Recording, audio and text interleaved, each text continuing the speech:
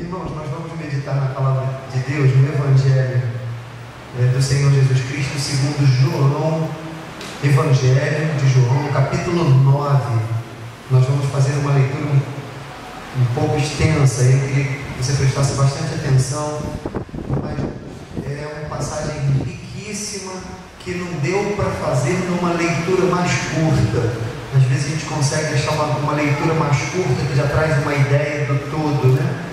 E essa passagem é belíssima e riquíssima, como é a palavra de Deus no seu todo, mas assim, para a gente ver a passagem toda, precisou ser numa leitura um pouco maior, um pouco mais extensa.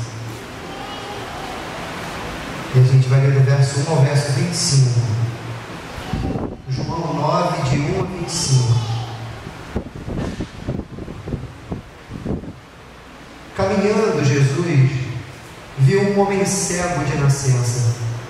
E os seus discípulos perguntaram: Mestre, quem pecou, este ou seus pais, para que nascesse cego?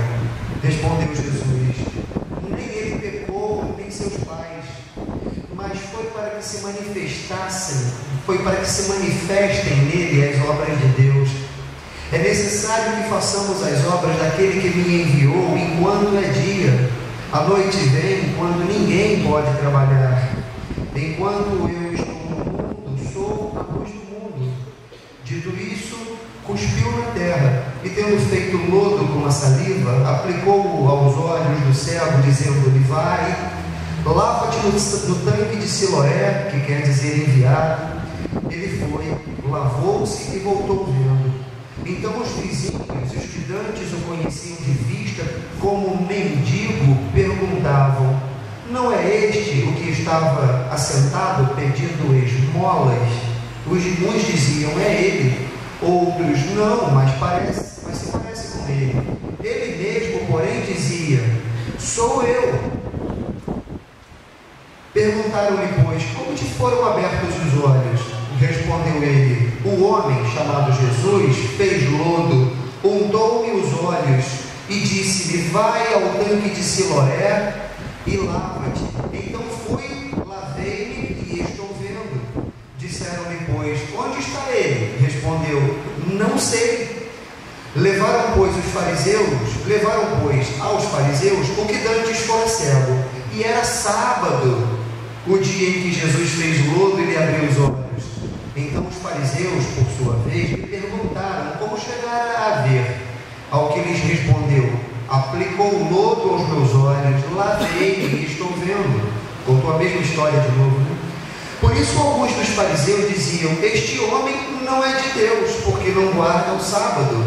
Diziam outros: Como pode um homem pecador fazer tamanhos sinais? E houve dissensão entre eles. De novo perguntaram ao cego: Que dizes tu a respeito dele, visto que te abriu os olhos? E aí o que era cego respondeu: Que é profeta. Respondeu ele. Não acreditaram os judeus que ele fora cego e que agora via, enquanto não lhe chamaram os pais e os interrogaram: É este o vosso filho de quem dizeis que nasceu cego? Como, pois, agora vê? Então os pais responderam: Sabemos que este é nosso filho e que nasceu cego, mas não sabemos como vê agora, ou quem lhe abriu os olhos também não sabemos. Perguntai a ele, idade tem, falará de si mesmo. Isto disseram seus pais, porque estavam com medo dos judeus, pois estes já haviam assentado que se alguém confessasse ser Jesus o Cristo, fosse expulso da sinagoga. Por isso é que disseram os pais: Ele idade tem, interrogai-o. Então chamaram pela segunda vez o homem que fora cego e lhe disseram: Dá glória a Deus, nós sabemos que esse homem é pecador. Ele perguntou: Se é pecador, não sei. Uma coisa sei, eu era cego e agora vejo. É a palavra do Senhor. Vamos orar mais uma vez. Te agradecemos também, Senhor, pela oportunidade de meditar na Tua Palavra nessa hora. Pedimos que ela seja para nós o alimento da nossa fé, da nossa alma, do nosso ser, que ela construa dentro de nós o universo que tu queres em nós, que ela nos sirva para o bem, para o nosso bem e para o bem do nosso próximo, que ela nos sirva para a glória do teu nome. É a nossa oração em nome de Jesus. Amém.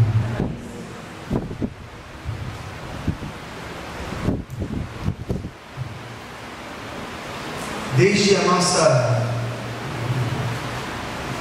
que a gente tem filhos, uma grande preocupação nossa é que nossos filhos conheçam o amor de Deus, conheçam o amor que amamos, conheçam o amor que nos ama, ao qual respondemos também com amor, com alegria, ao qual respondemos também com a dedicação das nossas vidas, e ensinamos nossos filhos a amar a Cristo, a amar a Deus, como convém a nós ensiná-los tudo o que consideramos de valor.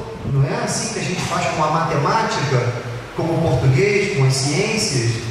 Digo isso porque muitas vezes ouvimos pessoas dizendo: é interessante deixar a criança crescer e quando ela for adulta ela escolhe o que ela vai querer seguir como fé, como religião. Mas não é bem assim quando a gente acredita em alguma coisa. Quando a gente acredita em alguma coisa, a gente não dá essa opção à criança. Por exemplo, não é comum ouvir pessoas dizerem: eu não vou incentivar meus filhos a irem para a escola, aprender português, matemática. Não vou fazer isso. Eu vou deixá-los crescer. Quando eles crescerem, aí eles vão decidir se eles querem ser alfabetizados ou não.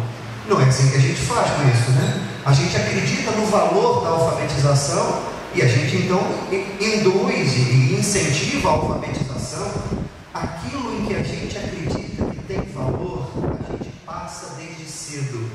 Assim também, portanto, com aquilo que é fundamental para nós, a fé em Cristo, a fé no nosso Senhor. A lógica é contrária a essa que a gente estava dizendo até agora. A lógica é: eu vou incentivá-lo a estudar, eu vou obrigá-lo a estudar, e aí, quando crescer, ele vai decidir se ele quer continuar estudando ou não. Assim também é com a fé. Nós incentivamos nossos filhos à fé, ao temor do Senhor, e aí, quando eles crescem, eles vão decidir se eles querem continuar seguindo o caminho do Senhor ou não. Mas aí é uma decisão que vão tomar em cima de elementos que já carregam dentro dele. E é claro que quando a gente fala do ensino da fé, a gente se lembra dos próprios ensinos do Antigo Testamento. Ensina a criança no caminho em que deve andar, ou Deuteronômio 6, uma passagem emblemática para nós, né? Ouve, Israel, o Senhor nosso Deus é o único Deus, amarás o Senhor teu Deus de todo o teu coração, toda a tua força, todo o teu conhecimento, o teu entendimento, conhecerás essa palavra e dela falarás para os teus filhos. E aí, na naturalidade da sequência da vida, andando pelo caminho, assentando com eles e fazendo isso de uma maneira muito natural, até para que não pareça algo forjado, algo não autêntico, né? Então a gente acaba ensinando aos nossos filhos o caminho do Senhor. E uma grande alegria nossa é quando nós vemos fazendo uma comparação com os estudos. Ora, os estudos nos quais incentivamos nossos filhos produziram seus frutos. Nossos filhos hoje têm conhecimento da vida, têm conhecimento das ciências, têm a opção de escolherem suas profissões, porque nós os incentivamos desde cedo. E assim também é com a fé. Portanto, é para um pai, para uma mãe, uma alegria ver que seus filhos continuam, então, por opção, por fazerem uma experiência própria, por fazerem uma experiência pessoal, seguindo o caminho de Deus, seguindo o caminho de Jesus Cristo. Essa passagem que nós lemos só está no Evangelho de João. Os evangelhos muitas vezes repetem passagens, né? E essa passagem que a gente leu só está no Evangelho de João. É a história de um moço que era cego de nascença. E porque ele era cego, ele era mendigo, ele era pedinte. E Jesus passa junto com seus discípulos por aquele moço, os seus discípulos olham e têm um pensamento sobre aquilo, têm uma opinião sobre aquele fenômeno de um cego pedinte, esmolando na rua. Quem pecou, Senhor? Ele ou seus pais, para que ele nascesse cego? De maneira nenhuma isso é uma base para a doutrina de reencarnação, como se pecou em vida passada, vem nessa vida sofrendo. O judeu não concebia a ideia de reencarnação. Para fazer uma pergunta como essa, o judeu concebia uma outra ideia. Primeiro, ele concebia a ideia de que tudo que era diferente era um fruto do pecado, uma deficiência, uma limitação, era um fruto do pecado.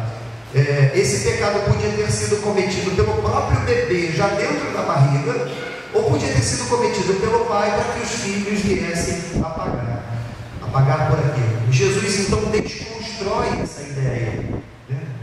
Pensa diferente, não pensa com os seus preconceitos, amplia essa visão, não se limitam a essas situações que vocês, meus discípulos, estão dizendo. Nem ele pecou e nem os pais pecaram, mas isso aconteceu para que algo maior, mais extenso, mais bonito, mais grandioso se manifestasse. Isso aconteceu para que nele, nesse moço, fossem manifestadas as obras de Deus. Então a passagem continua dizendo, né? Jesus untou o lodo, colocou nos seus olhos, falou para que ele se lavasse no tanque de Siloé, e ele voltou vendo. Aquele moço teve um encontro com Jesus Cristo, e já naquele encontro ele teve uma sensação de ausência do próprio Senhor Jesus Cristo. A continuação então é que ele começa a ter que dar testemunho do fenômeno que ele havia acabado de viver naqueles primeiros momentos. Você é aquele que a gente acha que você é? Não, ele é. Não, ele não é. Eu acho que ele é, eu acho que ele não é. Ele, o que dizia? Sou eu. Eu sei quem eu sou. Esse sou eu. Ele é aquele cego que estava sentado pedindo esmolas. Uns diziam, é ele. Outros diziam, não é ele, mas se parece com ele. Mas eu sei quem eu sou. E ele dizia, sou eu. E aí as pessoas duvidavam. E aí ele perguntavam, como isso aconteceu? E ele não disse, não sei. Ele disse, um homem chamado Jesus untou-me com lodo nos olhos, mandou que me lavasse no segundo tanque de Siloé, e eu voltei vendo. Eu sei quem eu sou, e eu sei o que aconteceu comigo. Eu sou a melhor pessoa para dar testemunho sobre mim mesmo. Bom, tomaram ele dali daquele lugar e levaram-no às autoridades religiosas, aos fariseus. E diante dos fariseus ele teve que repetir a mesma liturgia, a mesma sequência de perguntas, a mesma sequência de respostas, mas os fariseus não acreditavam que ele tinha nascido cego e que agora via, até que diz a passagem que lemos, até que chamaram os pais dele para que perguntassem para os pais. Os pais, então, não querendo se envolver, porque tinham medo, diz a passagem, de serem expulsos da sinagoga, tinham medo do sistema religioso, preferiram se eximir e disseram assim, olha, nós sabemos que ele é nosso filho e que ele nasceu cego, mas nós não sabemos por que ele vê. Agora, ele já tem idade suficiente para dar testemunho de si próprio. Ele já tem idade suficiente para responder por si. Perguntem a ele e vejam o que ele vai responder. Aí chamaram o moço novamente e logo de frente já disseram. Era sábado no dia que Jesus curou aquele moço. Quer dizer, para piorar a situação, né? Jesus com essa postura de vir invertendo todas as ordens lá que os humanos construíram, criaram, que as religiões criaram, para piorar tudo, ainda curava no sábado. E sábado era dia religioso, né, para aquela gente, religioso no inútil e tolo da palavra, Jesus vem dizer que sábado é dia de dignidade. Se é dia do Senhor, é dia de trazer libertação, é dia de Jesus transforma o sábado num dia digno, num dia de fazer o bem, num dia produtivo, e não numa inutilidade como era vivida por aquele pessoal naquela época.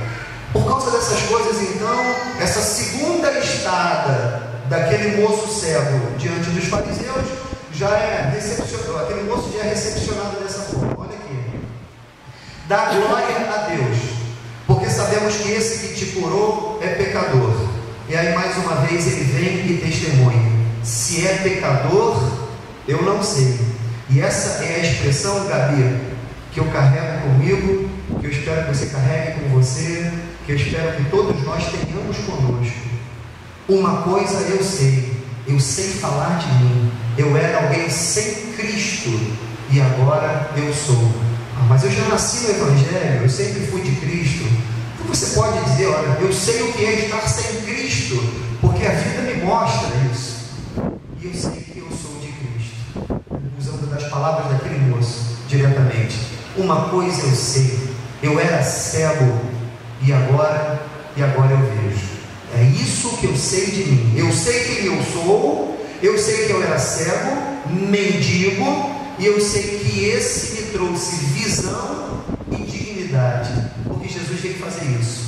Jesus Cristo veio fazer mais do que a salvação da alma lá num tempo futuro que a gente não sabe quando é. Jesus veio trazer a salvação da inteireza do nosso ser. Jesus veio trazer uma dignidade para a gente, uma identidade para a gente, um reconhecimento de quem a gente é numa nova perspectiva de amor de Deus, numa perspectiva de reconhecimento de quem eu sou, numa perspectiva de identidade nossa. Então, com base nessa passagem e nessa história, nesse evento de Jesus Cristo que a gente vê, a gente percebe, são dois pontos que eu queria verificar com os irmãos. O primeiro deles é que muitas vezes nós somos mais voltados à compreensão de uma doutrina do que ao próprio ser da pessoa de Jesus Cristo. E isso não é uma característica só da fé evangélica, da fé cristã. Se a gente for parar, vocês devem conhecer religiosos de todo tipo, de toda sorte, sejam aí espíritos, católicos, evangélicos. E é impressionante como o religioso tem explicação para tudo, ainda que as explicações sejam absurdas. Mas é impressionante como o religioso tem explicação para tudo, porque toda religião se fundamenta numa explicação teórica. Não é ruim isso, não é antinatural. A fé, ela é questionadora, a fé é especuladora, a fé faz pergunta.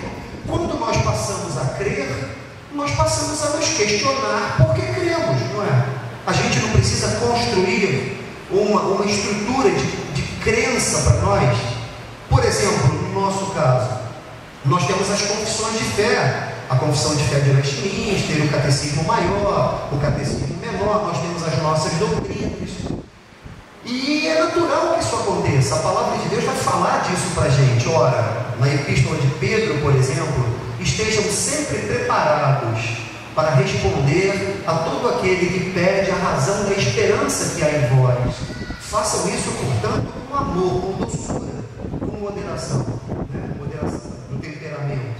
Não façam da sua doutrina uma espada de guerra, para ferir, para magoar o outro. Mas o que a gente está querendo dizer é que o conhecimento doutrinário é interessante, é importante, é consequência. Daí a ideia da briga entre a fé e a razão. A fé não briga com a razão. A fé e a razão, o raciocínio, a fé e a razão são amigas. A fé precisa da razão. Isso é o que vai dizer um sujeito chamado Anselmo lá no passado. A fé precisa da razão. A fé não precisa da razão para existir, porque a fé é autoexistente. Mas a fé precisa da razão pela sua natureza, porque a fé tem uma natureza questionadora, especulativa. Porque creio, quero compreender o que creio. E quem ajuda a compreender o que eu creio?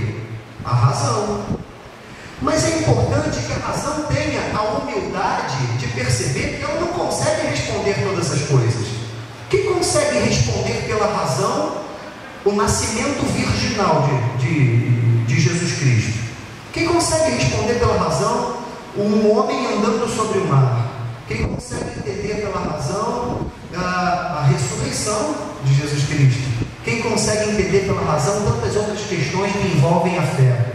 A fé e a razão caminham juntas, até o momento que a fé diz, até o momento que a razão diz, daqui para frente eu não consigo explicar, e a fé não deixa de existir por isso. A fé continua dizendo, mas eu existo, mas eu creio, mas é assim que é, ainda que nós. Quem consegue explicar pela razão a Trindade, como que ao mesmo tempo um só Deus é três, como já diz a canção?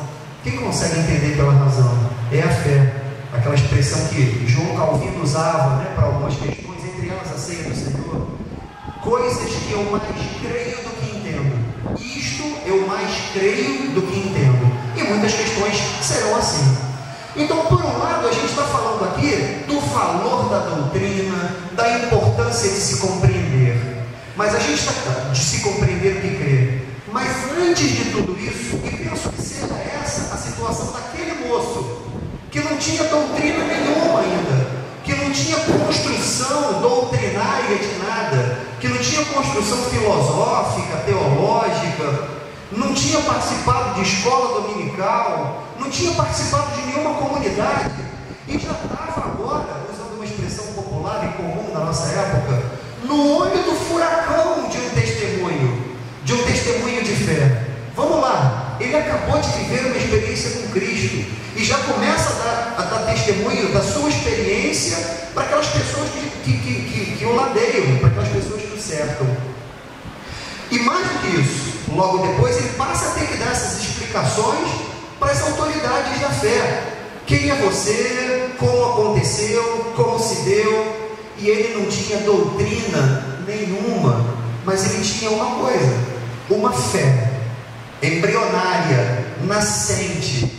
Ele tinha uma fé embrionária e nascente, e ele pôde dizer no final de todo o debate doutrinário: é pecador, não é pecador, no sábado se cura, no sábado não se cura, o tanque de Siloé está certo, fazer cuspe na terra e untar com lodo está certo. Ultrapassa tudo isso. Eu acredito que todos nós podemos dar testemunho dessa natureza. Todos nós podemos dar testemunho de uma presença, da presença viva, da presença real de Jesus Cristo em nós, pela vida que levamos, pelos testemunhos que temos, pela gratidão que temos, pela misericórdia que se renova a cada manhã, e a gente percebe que se renovou, pela força que vem do Senhor, porque a gente passa a atribuir tudo ao Senhor, quando a gente nessa perspectiva, crente nesse sentido, né? Mais rico da palavra, né? A gente crê que é Cristo que habita e que caminha conosco. Então, o primeiro passo, eu acho que vem ainda antes de qualquer doutrina, eu creio. E às vezes, a doutrina que é boa e deve ser valorizada, a gente tem que tomar cuidado para que ela não cumpra o papel oposto, o papel de me tirar a fé, o papel de me fazer esconder. Às vezes eu amo a doutrina, mas eu esqueço o Cristo, eu esqueço o Deus. Eu amo o debate filosófico da doutrina, teológico, doutrinário, mas eu esqueço a pessoa, o resgatador, o ser, o verdadeiro, o real, o presente, o que influencia, o que impulsiona, o que é força motora dentro de nós. A doutrina acaba me apagando essa emoção de uma presença viva e real comigo hoje, agora, aqui, e amanhã, no trânsito, no ônibus, no pneu furado, nas frustrações, nas expectativas que não se cumpriram. O Cristo vivo conosco, né? Vivo e real. A doutrina às vezes acaba servindo exatamente pelo contrário, para a gente se esconder de Deus, né? E a gente se esconde de Deus dentro da doutrina. A gente se esconde de Deus, se esconde no sentido de eu não querer reconhecer quem eu sou, eu não querer reconhecer as minhas limitações, os meus erros, as minhas maldades, as minhas mazelas. Eu não querer reconhecer porque eu conheço bem a doutrina.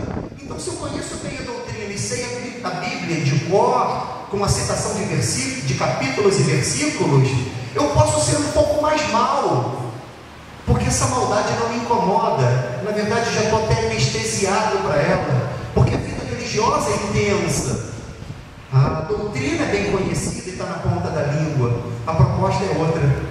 A proposta é que, por maior que seja o valor da nossa doutrina, que, repito, não é uma desvalorização da doutrina, por favor, não entendam isso jamais, é o contrário, que a doutrina tenha valor, mas que ela não ocupe o lugar daquilo que é mais importante, que é uma experiência com Cristo, uma percepção de uma presença, uma percepção de uma transformação de ser, uma percepção de um reconhecimento de identidade. Sou eu que estava lá pedindo esmolas, sou eu. Falou isso para os seus colegas, para os que ali passavam, falou isso diante dos fariseus, das autoridades.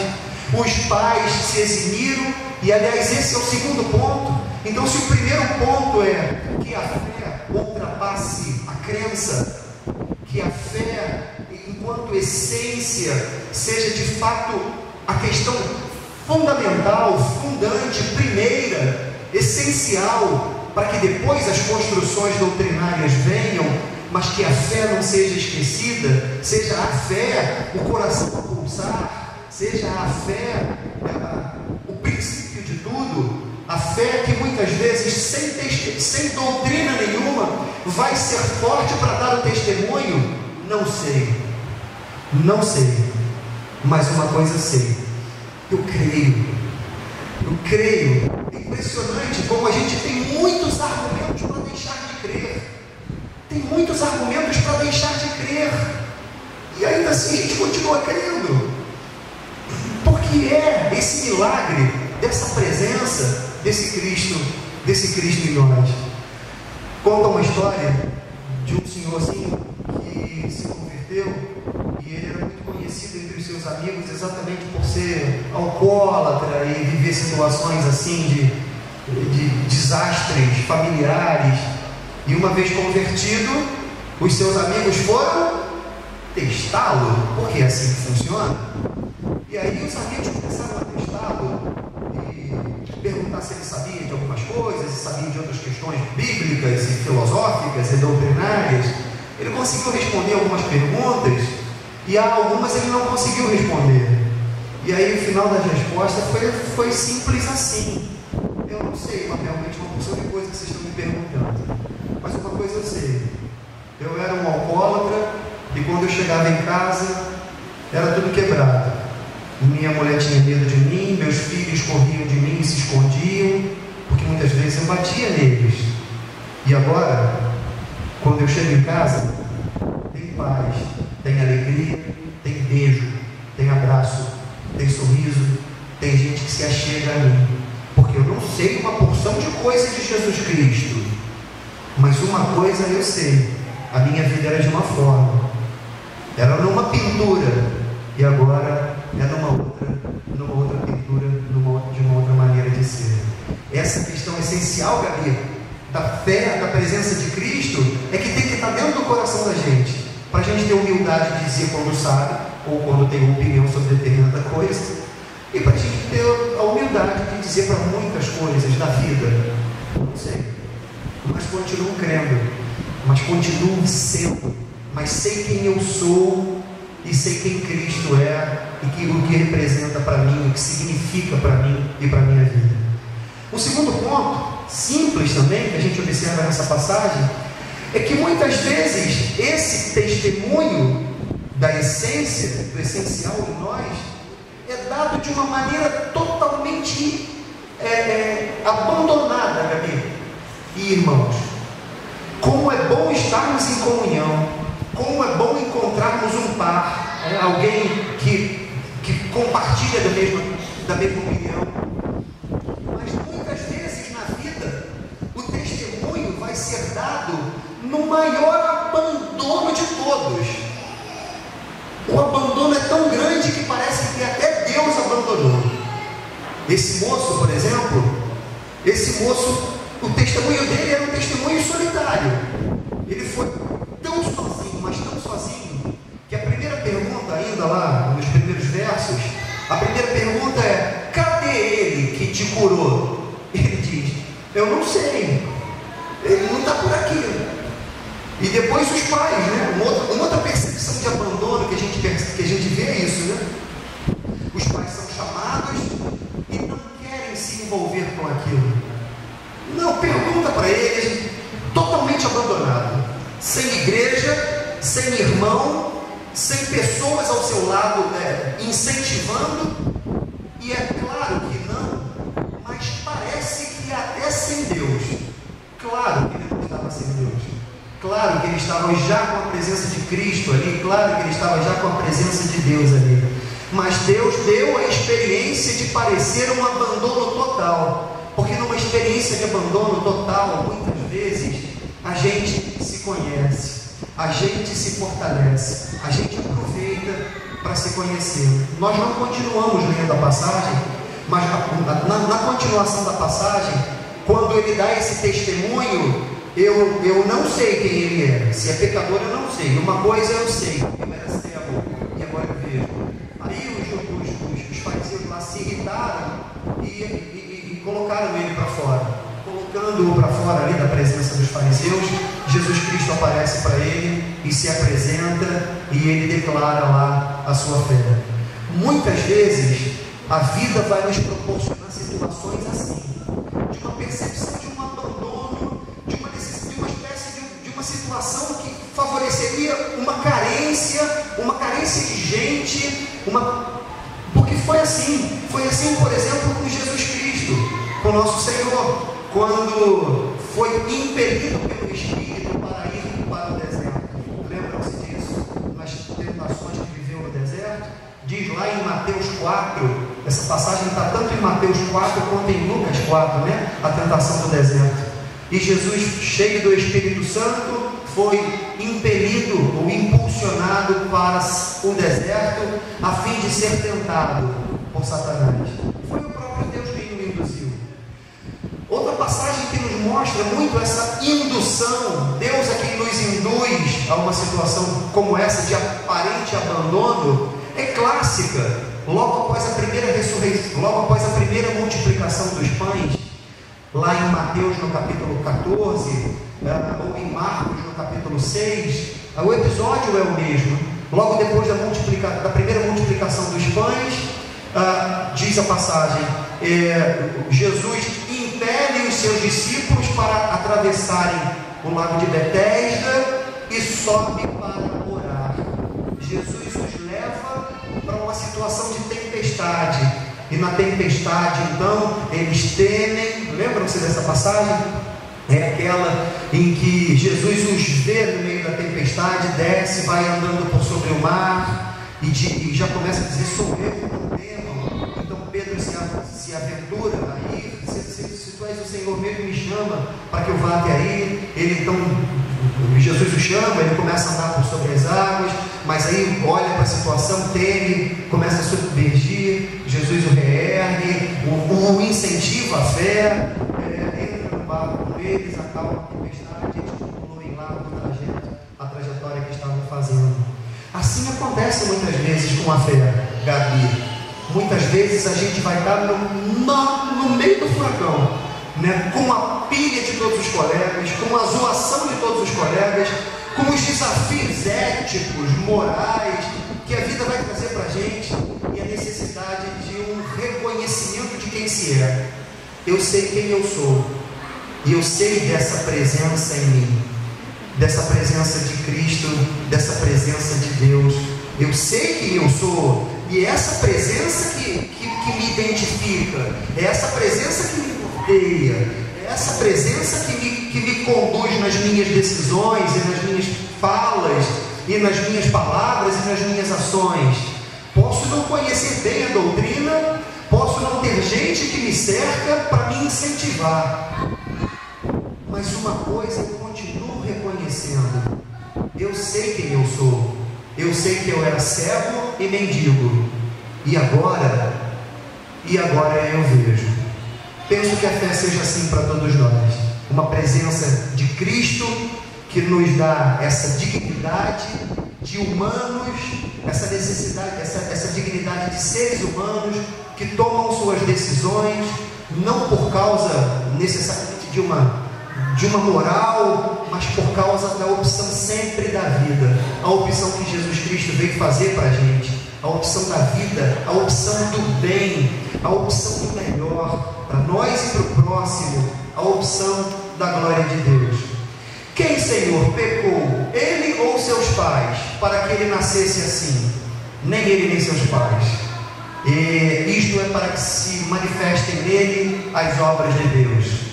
E você que foi curado, dá glória a Deus, porque sabemos que esse é pecador, sozinho, sem doutrina, pode dizer, como a gente pode dizer também: se é pecador eu não sei, eu sei o que eu vivi, eu sei o que eu vivo. Uma coisa eu sei, eu era cego e agora eu vejo.